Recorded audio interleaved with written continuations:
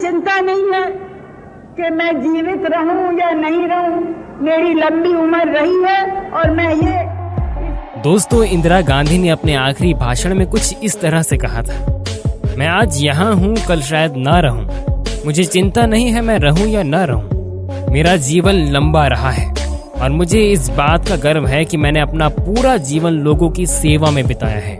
मैं अपनी आखिरी सांस तक ऐसा करती रहूंगी और जब मैं मरूंगी तो मेरा खून का एक एक कतरा भारत को मजबूत करने में लगेगा।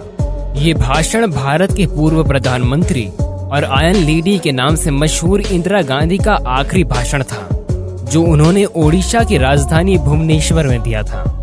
दोस्तों, यहाँ पर सवाल ये उठता है कि क्या इंदिरा गांधी जानती थी अपनी मौत के बारे में?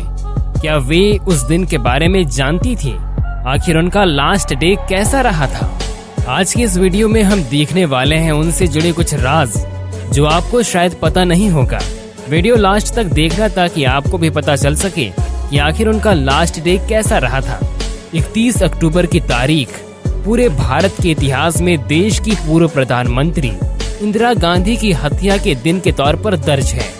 अपने फौलादी इरादों के लिए बहुत ही फेमस और बड़े से बड़े फैसले बेखौफ लेने वाली देश की पहली महिला प्रधानमंत्री इंदिरा गांधी और उनकी हत्या करने वाले और कोई नहीं बल्कि उनका ही एक सेक्रेटरी गार्ड था। इंदिरा गांधी ने 1966 से 1977 के बीच लगातार 3 बार देश की प्रधानमंत्री के तौर पर रही थी और उसके बाद 1980 में दोबारा इस पद पर पहुंची और 31 अक्टूबर 1984 को पद पर रहते हुए ही उनकी हत्या कर दी गई। दोस्तों, अगर हम उसी सुबह को याद करें तो कुछ इस तरह से था इंदिरा गांधी जी का दिन। सुबह के 7:30 बज रहे थे। इंदिरा गांधी हर रोज की तरह तैयार हो चुकी थी। रिपोर्ट्स के माने तो उस दिन उन्होंने केसरिया रंग की ब्लैक बॉर्डर वाली साड़ी पहनी हुई थी। इस दिन इंदिरा गांधी का पहला अपॉइंटमेंट पीटर उस्तिनोव के साथ था, जो उन पर एक डॉक्यूमेंट्री बना रहे थे। इसके बाद दोपहर में इंदिरा को ब्रिटेन के पूर्व प्रधानमंत्री जेम्स कैलेगन और बाद में मिजोरम के एक नेता से मिलना था और इसके बाद शाम को वो ब्रिटेन के प्रिंसेस एन को डिनर में मिलने वाली थी। उस दिन भी नाश्ते के बाद इंदिरा के डॉक्टर कैपी माथुर उन्हें देखने पहुंचे। दोनों ने काफी देर तक बात की और काफी देर बात करने के बाद इंदिरा गांधी बाहर आई। उस समय सुबह के करीब 9:10 हो रहे थे और धूप खिली हुई थी। उन्हें धूप से बचने के लिए सिपाही नारायण सिंह छत्ता लिए उनके बगल में चल रहे थे। इसके बाद जब इंदिरा गांधी एक अकबर रोड को जोड़ने वाले गेट पर पहुंची तो धवन से उन्होंने बातचीत की।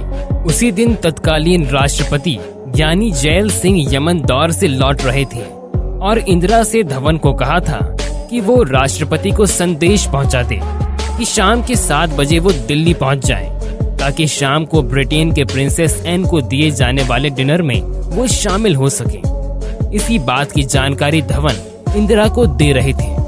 तभी उनकी सिक्योरिटी में तैनात बेअंत सिंह ने अपनी रिवॉल्वर निकाली और इंदिरा गांधी पर फायर किया। पहली गोली इंदिरा के पेट पर लगी।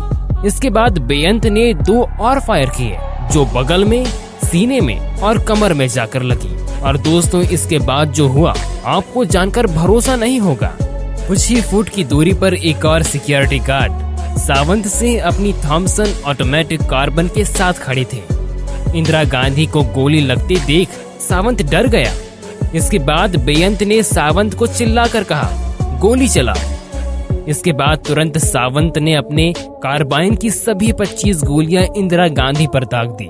30 गोलियां लगने से इंदिरा का शरीर क्षत विक्षत हो गया।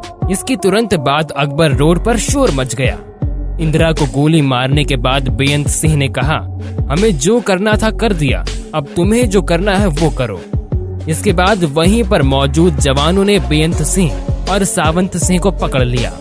दोस्तों, प्रधानमंत्री आवास में हर वक्त एक एम्बुलेंस मौजूद रहती है, लेकिन उस दिन एम्बुलेंस तो थी लेकिन उसका ड्राइवर वहां पर नहीं था। इसके बाद इंदिरा के सलाहकार और कांग्रेस नेता माखनलाल फोतेदार ने चिल्लाकर कार निकालने को कहा। आर के धवन और एसीपी दिनेश भट्ट ने इंदिरा को कार में रखा शोर सुनकर सोनिया गांधी भी नंगे पैर दौड़ी चली आई और कार की पिछली सीट पर इंदिरा के सिर को अपनी गोद में रखकर बैठ गई। और उसके बाद कार बहुत स्पीड में एम्स की तरफ जा रही थी, लेकिन जल्दबाजी में एम्स को फोन कर बताया भी नहीं गया कि इंदिरा गांधी वहां आ रही हैं। इंदिरा को इस हालत में देखकर डॉक्टर भी घबरा गए और उसके बाद किसी तरह से इंदिरा गांधी को ऑपरेशन थिएटर में ले जाया गया। इंदिरा जब अस्पताल पहुंची तब तक उनका सारा खून बह चुका था और उनके बचने की उम्मीद ना के बराबर हो गई थी। और दोस्तों, बताया जाता है कि इसके बाद अस्पताल में इंदिरा गांधी को 80 बोतल खून चढ़ाया गया। इसके बाद भी इंदिरा गांधी को बचाया नहीं जा सका। इंदिरा गांधी की मौत हो चुकी थी, लेकिन इसके बाद भी हेल्थ मिनिस्टर शंकर दयाल के कहने पर डॉक्टरों ने उन्हें मृत घोषित नहीं किया। धीरे धीरे इंदिरा की बॉडी ठंडी होती जा रही थी। आखिरकार उनको गोली लगने के 4 घंटे बाद 2:23 पर इंदिरा को मृत घोषित किया गया। दोस्तों, कुछ इसी तरह का रहा था इंदिरा गांधी जी का लास्ट डे। और दोस्तों, ये बताया जाता है कि सिक्योरिटी एजेंसी ने इंदिरा गांधी जी के फायरिंग को लेकर अलर्ट किया था। इंदिरा गांधी के ऑपरेशन ब्लू स्टार चलाए जाने के बाद से सिखों में गहरी नाराजगी थी। बताया जाता है कि सिक्योरिटी एजेंसियों ने भी इंदिरा पर हमला होने की आशंका जताई थी और सिफारिश की थी कि उनके आसपास किसी भी सिख सिक्योरिटी गार्ड को तैनात न किया जाए। लेकिन दोस्तों, इसके बाद भी इंदिरा ने इस अलर्ट को नजरअंदाज किया। लेकिन इसके बाद ये तय किया गया कि एक साथ 2 सिक्योरिटी गार्ड को तैनात किया जाएगा जो कि सिख थे। लेकिन दोस्तों, जो होना था उसे कौन टाल सकता है। 31 अक्टूबर के दिन सावंत सिंह ने पेट दर्द का बहाना बनाया और टॉयलेट के पास जहां बेअंत सिंह तैनात थे वहां पर उसके पास तैनात कराई। इसके बाद जैसे ही उन्हें मौका मिला, दोनों ने इंदिरा को गोली मारकर उनकी हत्या कर दी। इंदिरा की मौत के बाद उनके बेटे राजीव गांधी को प्रधानमंत्री बनाया गया। दोस्तों, इंदिरा गांधी भारत की एक बहुत ही इन्फ्लुएंशियल प्रधानमंत्री थी, जिन्होंने बहुत बड़े बड़े काम किए, जिन्हें हम आयरन लेडी के नाम से भी जानते हैं। तो दोस्तों, आज के लिए बस इतना ही। अगर आपको ये वीडियो पसंद आया हो और ये जानकारी पसंद आई हो तो प्लीज वीडियो को लाइक और शेयर जरूर करें और ऐसे ही वीडियोस के लिए इस चैनल को सब्सक्राइब भी करें। हम मिलते हैं आपसे अगले ऐसे ही वीडियो के साथ।